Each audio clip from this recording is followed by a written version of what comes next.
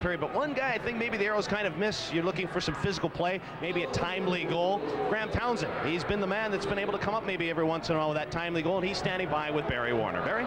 Graeme, how difficult is it? You come to the rink, you're ready to skate, you got the equipment on, and the coach slides up next to you midway through the drills and says, "You're not dressing tonight."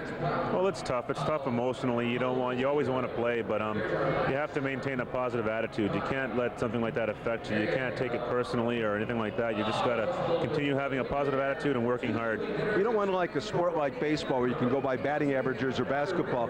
So much of the time in hockey, it's just a coach getting a feel, wanting to change things on, up lineup-wise. Is that easier to take, knowing that philosophy?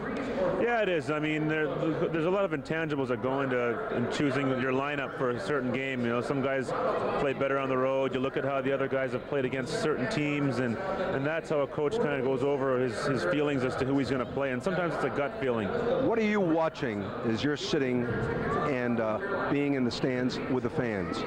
Well, I'm watching things like the power play, see how we break out, how we move the puck around. I watched some of the tendencies of their defensemen because in the future I'll be playing against them again, I'm sure. So I watch little things like that. I watch how we work in the corners if we're hitting enough, things like that. And I try to learn as much as I possibly can about the game because I am watching it. It's going to help me to sit out and watch a game or two to help me improve my game.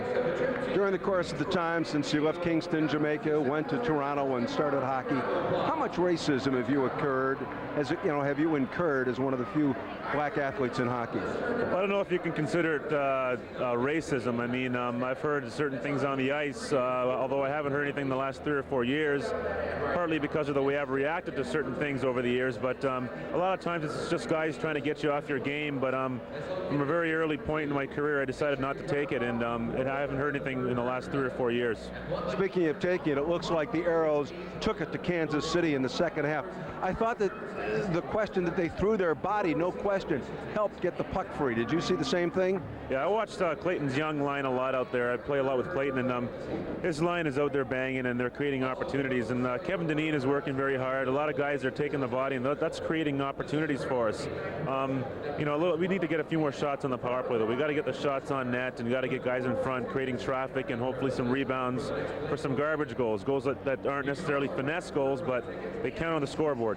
LA's wearing a coat and a tie tonight. Tomorrow night he hopes to be wearing the green sweater when we go to Milwaukee. We'll have more hockey, but first let's go back upstairs and throw it to the captain of the broadcast crew, Adam Gordon.